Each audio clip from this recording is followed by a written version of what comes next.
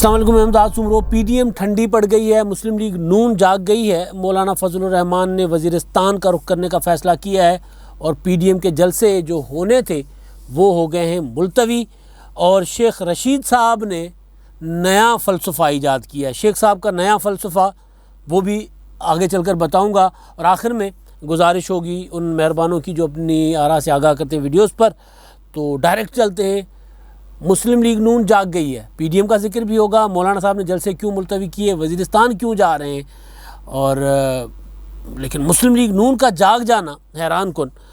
मुस्लिम league नून जाग तो रही है मरीम नवाज़ साहबा की शक्ल में आज़ाद कश्मीर के इंतखाबात में, और बजट इजलास के बाद यहाँ पर पाकिस्तान में मुस्लिम लीग नून अगर कहीं पेशी पर, अदालती पेशी पर कोई रहनुमा पहुँचे, शायद खाकान अब्बासी या एहसन इकबाल साहब, एहसन इकबाल ने तो आज वो ट्वीट भी कर दिया एक अपने नारोवाल के स्पोर्ट्स कॉम्प्लेक्स के हवाले से।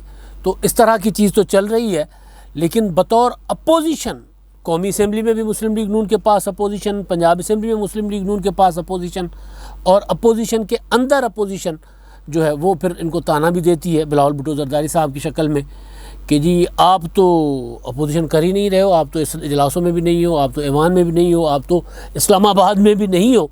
तो जब वो मुस्लिम लीग नून अगर उस्मान बुज़दार और उसके बाद इमरान ख़ान को टफ़ टाइम देने का फ़ैसला करे और उनकी कारकर्दगी बेनकाब करने के लिए एक जामे हिकमत अमली बनाए, तो फिर ये कहा जा सकता है कि मुस्लिम लीग नून, वो जो मरीम नवाज़ साहबा कहती है कि वो पुरानी मुस्लिम लीग नून नहीं रही और मुस्लिम लीग नून अब जाग गई है, वो तो कहती हैं कि मुस्लिम लीग नून अब मुकाबला करना सीख गई है। तो बिल्कुल सीख गई है मुस्लिम लीग नून। डस्का वाली बात बिल्कुल ठीक कि डस्का में बड़ी कोशिश की धुंध की आड़ में इंतखाबात चुराने की, मुस्लिम लीग नून का इंतखाब था, लेकिन वहाँ पर मुस्लिम लीग नून, वो जो ख्वाजा साद रफ़ीक ने कहा था ना कि हम लोहे के चने साबित होंगे, तो वो लोहे के चना साबित हुई मुस्लिम लीग नून। और जो चबाना चाह रहे थे उनके दांत टूट गए और वाकई टूटे।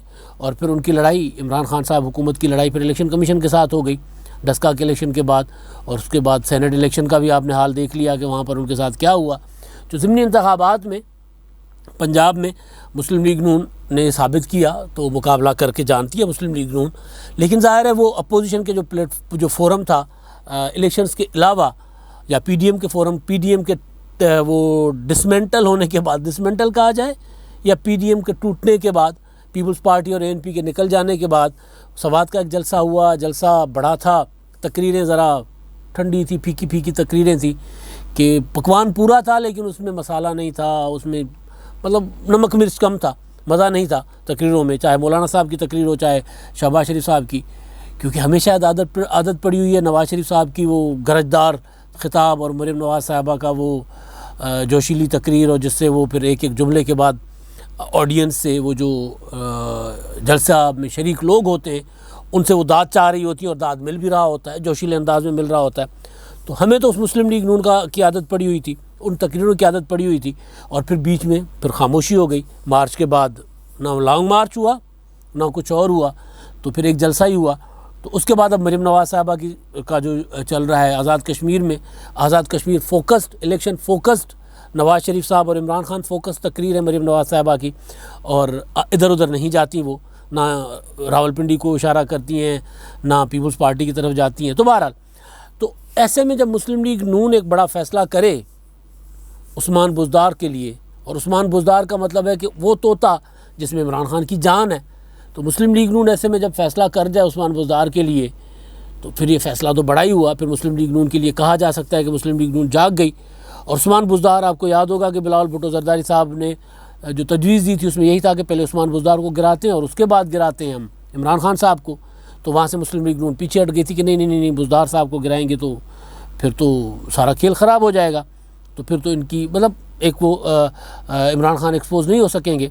तो अब उस उस्मान बुज़दार को एक्सपोज करने के लिए मुस्लिम लीग नून ने फ़ैसला किया है, एक कच्चा चिट्ठा जारी करने जा रहे हैं। कच्चा चिट्ठा आज की नस्ल समझेगी कि नहीं, पुरानी जो सियासी ज़माने हुआ करते थे, हमारे ज़माना अभी भी है, लेकिन अब सियासत में तर्ज अमल नहीं रहा ना। अब ट्विटर, फेसबुक और यूट्यूब और एक मिनट के बाद सारी चीज़ें आ जाती हैं।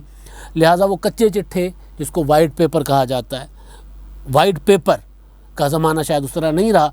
बड़ा अरसा हुआ है मैंने नहीं सुना किसी से वाइट पेपर। एक वाइट पेपर जारी हुआ था पीछे मेरा ख्याल है उसका जो मरदमशुमारी का था, उसके बाद एक आध और वाइट पेपर जारी हुआ था।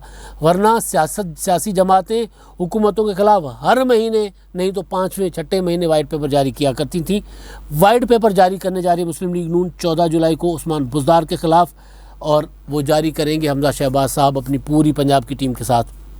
राना मशहूद होंगे, मोहसिन लगारी होंगे, अवैस लगारी होंगे, और मोहसिन लगारी कह रहा हूँ, मोहसिन लगारी वज़ीर हैं, अवैस लगारी, मोहसिन लगारी तो वो तो वही हैं जो जहाँ अपना फैसल वोडा के ख़िलाफ़ जब वो बात कर रहे थे दरीशक साहब, तो वो उनकी पीठ थपथपा रहे थे मोहसिन लगारी वज़ीर आपाची। तो वो कहीं मोहसिन लगारी का नाम सुन के उन बेचारों की वजारत ना चली जाए। अवैस लगारी ख़ानदान एक ही है। अवैस लगारी साहब होंगे, और बाकी फिर राना मशहूद साहब और मुस्लिम लीग नून पंजाब की सारी टीम, राना सनावाला साहब के अलावा बाकी सारे उसमें होंगे, और हमजा शहबाज क्योंकि अपोजिशन लीडर है वो करेंगे उसको। तो उसमें कहा यह गया है कि जी 3 साल कारकर्दगी 2018 से 2021 तक बुज़दार सरकार की जो कारकर्दगी है, कारगुजारियाँ हैं, उन पर जो है उसको सामने लाया जाएगा पब्लिक के, और उसके बाद फिर मरकज़ में इमरान खान हुकूमत का कच्चा चिट्ठा जारी किया जाएगा, जिसकी भी तैयारी जारी है। अब इसमें कच्चे चिट्ठे में माफियाज, महंगाई, और इसमें वो मैं देख रहा था कल परसों तौसा का एक चल रहा है मुसलसल ट्विटर पर, क्या नाम है उसका, जो इमरान खान साहब ने पनाह गाहें बनाई हैं, तो पनाह गाँव में वो साबुन और तौलिए का बिल 80-80 हज़ार रुपये का है कि 80-80 हज़ार की शॉपिंग है साबुन और तौलिए की, मतलब हैरान कन। खैर, और वो तौसा शरीफ की, और तौसा में कितने पनाह गाह में कितना एक वहाँ पे तौलिया और साबुन इस्तेमाल होते होंगे, और फिर वो बाकी चीज़ें बर्तन वगैरह के लिए, तो वो लाख 1.5-2 लाख रुपए के ना उसके बिल बने हुए। तो कच्चे चिट्ठे में ज़ाहिर है ये वाले मामलात भी आएंगे। चीनी, आटा, गंदम का स्कैंडल, रिंग रोड स्कैंडल, और आईजी पे आईजी बदलने का मामला, चीफ सेक्रेटरी पे चीफ सेक्रेटरी बदलने का मामला, और बाकी जो हुकूमत की कारकर्दगी है, जो कुछ लाहौर शहर के साथ किया गया है, जो कुछ ओवरऑल पूरे पंजाब के साथ किया गया है, एजुकेशन, सेहत, जिस तरह सेहत का बुरा हाल है, ये सारे मुद्दे, सारे मामलात कच्चे चिट्ठे में। और ये मुस्लिम लीग नून, हमजा शहबाज साहब वाली मुस्लिम लीग नून, आप सोचें कि हमजा शहबाज साहब के मुतल्लिक हम सोचते होते थे, कहते देखा है हमने कि जी वो टोटल परवेज़ इलाही साहब भी हंस के कहते थे, और जो क्या नाम है उनका वज़ीर कानून राजा बिशारत साहब, कि जी ये पूरी की पूरी मुस्लिम लीग नून जो है ना वो एक प्रोडक्शन ऑर्डर की मार है। हम प्रोडक्शन ऑर्डर जारी करेंगे तो चुप कर जाएंगे, नहीं करेंगे तो थोड़ा बहुत चूचा करेंगे, और वो भी प्रोडक्शन ऑर्डर के आसरे पर चूचा करके चुप करके बैठ जाएंगे। लेकिन अब वही मुस्लिम लीग नून कच्चा चिट्ठा उसी उस्मान बुज़दार का जारी करने जा रही है, जिसको 3 साल पंजाब में फ्री हैंड दिया गया, कोई एहतजाज बड़ा नहीं, सूबाई असेंबली में बराबर हैं, चंद वोटों का फ़र्क है, और पीपल्स पार्टी के साथ 8 अरकान जो है वो भी मुस्लिम लीग नून की झोली में हर वक्त साथ होते हैं। और जब कोई एहतजाज होता है तो पीपल्स पार्टी वाले ज़रा ज़्यादा आगे बढ़कर अपनी आवाज़ बुलंद करने की कोशिश करते हैं, मुस्लिम लीग नून वालों को पीछे ढूंढ रहे होते हैं कि जी वो कहाँ हैं। हसन मुर्जा को अक्सर हमने देखा, और वो धकेल के कहते हैं कि जी आगे आएँ। लेकिन अब वो मुस्लिम लीग नून लीड कर रही है, कच्चे चिट्ठा जारी कर रही है। तो जाहिर है अब कुछ मौसम बदल रहा है, लगता है कि हमजा शहबाज साहब खुद कच्चा चिट्ठा जारी करेंगे। एक तो ये है जी मुस्लिम लीग नून का है जागना, और दूसरा है पीडीएम का ठंडा हो जाना। मौलाना फजल रहमान साहब की क़यादत में पीडीएम ने फैसला किया था, जलसे थे, एक जलसा हो गया सवात का, 29 को कराची का था, मुलतवी हो गया। उसके बाद 14 अगस्त को था इस्लामाबाद में, वो भी मुलतवी हो गया। अब मौलाना फजल रहमान साहब ईद के फौरी बाद 25 जुलाई को वज़ीरिस्तान, जुनूबी वज़ीरिस्तान में जलसा करने जा रहे हैं। ये जलसा पीडीएम का नहीं होगा, ये जलसा मौलाना फजल रहमान साहब का, उनकी जमात का जलसा है, JUIF का। पीडीएम के जलसे मुलतवी करके मौलाना फजल रहमान साहब अपनी जमात का जलसा करने जा रहे हैं। मैंने पता किया कि जी पीडीएम का जो 29 वाला जलसा है वो क्यों मुलतवी किया गया कराची का, तो मुझे बताया गया कि ईद करीब है, ईद के फ़ौरन बाद है, इसी वजह से। तो हालांकि ईद 21, मेरा ख्याल 21-22 की ईद है, तो 21 की ईद है, तो 29 ईद के करीब है या 25 ईद के करीब है। 25 को वज़ीरिस्तान में जलसा है, वो जलसा हो सकता है। पीडीएम का जलसा मुलतवी हो गया है, तो पीडीएम का जलसा जो सवात का मेरा ख्याल है तजुर्बा था, उस तजुर्बे की वजह से मौलाना साहब पीडीएम के जलसे के लिए ज़्यादा टाइम लेना चाह रहे हैं ताकि भरपूर जलसा हो। तो कराची का जलसा 13 और 14 अगस्त की दरमियानी शब होगा, कराची का जलसा। इस्लामाबाद के जलसे की कोई नई डेट नहीं है, तो पीडीएम मतलब अब डामाडोल है। पीडीएम ज़ाहिर है दो बड़ी जमातें, पीपल्स पार्टी और मुस्लिम लीग, एएनपी अवामी नेशनल पार्टी, कुछ छोटी जमातें तो नहीं हैं। मतलब उनके पास कौमी असेंबली में, सूबाई असेंबली में ज़्यादा सीटें ना भी हों अवामी नेशनल पार्टी की, लेकिन वो केपीके में मैटर करती हैं। पीपल्स पार्टी सेनेट में दूसरी बड़ी जमात है, कौमी असेंबली में तीसरी बड़ी जमात है, और सिंध में उनकी हुकूमत है, और मुल्क की मजमूई तौर पर तीसरी बड़ी जमात है, और उनकी पूरे मुल्क में उनका एक सपोर्ट बेस है, मौजूद है, चाहे वो वोट नहीं लेते, लेकिन बहरहाल जलसे जुलसों में तो उनका कंट्रीब्यूशन होती है। गुजरांवाला का जो जलसा था, पीडीएम का जो पहला जलसा, उसमें जो बड़ा जुलूस लेकर बिलावल भुट्टो जरदारी साहब आए थे, तो वो सब देखने वाले हैरान रह गए थे कि पीपल्स पार्टी लाला मूसा से आए थे, कमर ज़मान कायरा साहब की रिहाइशगाह से, और मैं भी साथ था उस जुलूस में। तो पीपल्स पार्टी बड़ा जुलूस लेकर आ गई थी, और वैसे भी जहाँ जहाँ जलसे हुए पीपल्स पार्टी ने अपना खूब बड़ा, चाहे लाड़काना का जलसा, चाहे कराची का जलसा, मुल्तान वाला कौन भूलेगा, मुल्तान वाला वो दमादम मस्त कलंदर हुआ था, 4G यूसुफ रज़ा गिलानी के उन्होंने पूरी इंतजामिया को हिला कर रख दिया था। वो जो था स्टेडियम बंद था, तो स्टेडियम के ताले तोड़वा दिए, लॉकअप में चले गए गिलानी साहब के 2 बेटे, और उसके बावजूद हुकूमत ने पूरी कोशिश की कि किसी सूरत लोग इकट्ठे ना हों, लेकिन उन्होंने किया, इकट्ठे किए, और फिर वो मरीम नवाज़ और आसफ़ा भुट्टो और मौलाना साहब ने वहाँ जाकर खिताब भी किया। तो वो पीपल्स पार्टी ज़ाहिर है ठीक है, मतलब उसमें पीपल्स पार्टी के ऊपर जो मर्ज़ी इल्ज़ाम दें पीडीएम में कि पीडीएम के साथ उन्होंने खिलवाड़ किया, वादा खिलाफ़ी की, पीठ में चुरा घोंपा, वो जो भी पीडीएम की क़यादत उनके मुतालिक कहती है वो कहती रहे। लेकिन एक चीज़ अब सामने आ गई है कि इत्तेहाद अब हो गया बेमज़ा। पीडीएम अब उस तरह चल नहीं पा रहा कि जलसों की डेट अनाउंस की, जलसा नहीं हो पा रहा, ईद का बहाना बनाया जा रहा है, और ईद से 2 दिन बाद 3 दिन बाद वज़ीरिस्तान में जलसा है, और इस्लामाबाद के जलसे की कोई डेट नहीं है। तो और वज़ीरिस्तान आपको याद होगा, मैंने गुजारिश की थी जब मौलाना फजल रहमान साहब ने पीडीएम में से मोहसिन दावड़ को निकाल दिया था, तो मैंने यही गुजारिश की थी कि मौलाना साहब के वहाँ पर सबसे बड़े राइवल वही हैं, मुखालिफ वही हैं, तो अपने मुखालिफ को इत्तेहादों में नहीं रखना चाहेंगे। नून लीग की मुखालिफ पीपल्स पार्टी है, तो पीपल्स पार्टी को भी इत्तेहाद में इस तरह लंबा नहीं रखेंगे। तो मौलाना साहब उधर जा रहे हैं, वज़ीरिस्तान, जनूबी वज़ीरिस्तान, मज़दूर पश्तीन के इलाके में, जहाँ पे पीडीएम का ज़ोर है। पीडीएम बड़े बड़े लाखों के बड़े बड़े जलसे किए पीडीएम ने। तो देखते हैं मौलाना साहब का जलसा भी कोई छोटा नहीं होगा वज़ीरिस्तान में, उनकी सपोर्ट बेस भी बहुत ज़्यादा है मौलाना साहब की। तो पीडीएम जो है, बेसिक गुजारिश करने का मतलब ये था कि पीडीएम जो है वो डाउन जा रहा है। मुस्लिम लीग नून पंजाब में अपनी सरगर्मियाँ बढ़ा रही है, और मौलाना फजल रहमान साहब अपनी जमात की सरगर्मियाँ अलग से बढ़ा रहे हैं। हाँ, ये आगे चलकर यूँ मिलेंगे ज़रूर इलेक्शनों के दौरान, लेकिन अभी भी अलग नहीं हुए।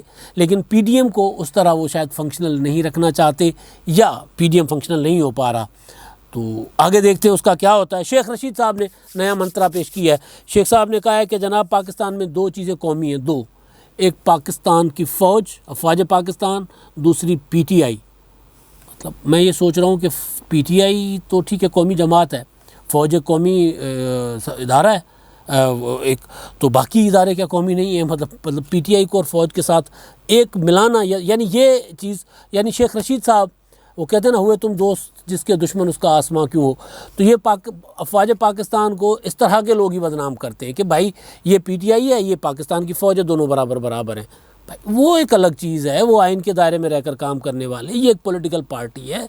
मतलब बात समझ नहीं आती। फिर रेलवे का क्या कहेंगे, वो कौमी नहीं है। फिर हम डाक का क्या कहेंगे, वो कौमी नहीं है। मतलब जितने भी बड़े बड़े NHA का क्या कहेंगे, मतलब मुझे समझ नहीं आई शेख रशीद साहब के इस नए फ़लसफ़े की, वो जो रोज़ाना नए नए फ़लसफ़े पेश करते रहते हैं।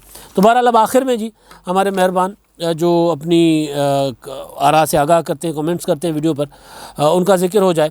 आमिर सलीम खान खेल साहब हैं, वो कहते हैं असल में मियाँ साहब और मरीम नवाज़ साहिबा जिस तरह हमारे दिलों पर हुकूमत कर रहे हैं, ऐसे ही ये पीटीआई वालों के हवास पर हुकूमत कर रहे हैं, इसलिए ये लोग परेशान हो जाते हैं और कोई भी बात मियाँ साहब का नाम लिए बगैर नहीं करते। ये बात तो बिल्कुल ठीक है। इमरान खान साहब के जहन, दिल, दिमाग, हवास पर सवार और आसाब पर सवार है मियाँ नवाज़ शरीफ साहब और मरीम नवाज़ साहिबा, उनसे उनको टेंशन होती है, उनको परेशानी होती है। साइमा बतूल वो ये कहती हैं कि बिलावल भुट्टो की तरबियत अच्छी हुई है, इसलिए वो किसी की ज़ात पर ताने नहीं कसते। अच्छी चीज़ है, तरबियत अच्छी है। बेनज़ीर भुट्टो जैसी माँ की तरबियत हो तो फिर बंदा कम से कम इतना तो बंदे को आता ही है कि किसके मुतालिक क्या बात करनी चाहिए। और बिलावल भुट्टो जरदारी साहब की तरबियत वाकई अच्छी हुई है। वो सियासी मुखालफिन की ज़ातियात पर उस तरह नहीं जाते। उन्होंने इमरान खान साहब को एक बार पार्लियामेंट में खड़े होकर उनके मुतालिक एक गैर पार्लियामानी लफ्ज़ इस्तेमाल किया था, वो भी तब जब उन्होंने मरीम नवाज़ को गिरफ़्तार करवाया था या मरीम गिरफ़्तार हुई थी। उस पर उन्होंने रिएक्शन किया था आके, उन्होंने अपने कारकुनों को जो कहा है, नसीहत की है कि भाई ख़बरदार ज़ातियात पर नहीं जाना, ये अच्छी तरबियत का ही नतीजा है। और तवक्को करते हैं कि सारी सियासी जमातें अपने लोगों को इस तरह की तरबियत करेंगे। अब तक के लिए इतना ही। अल्लाह हाफ़िज़।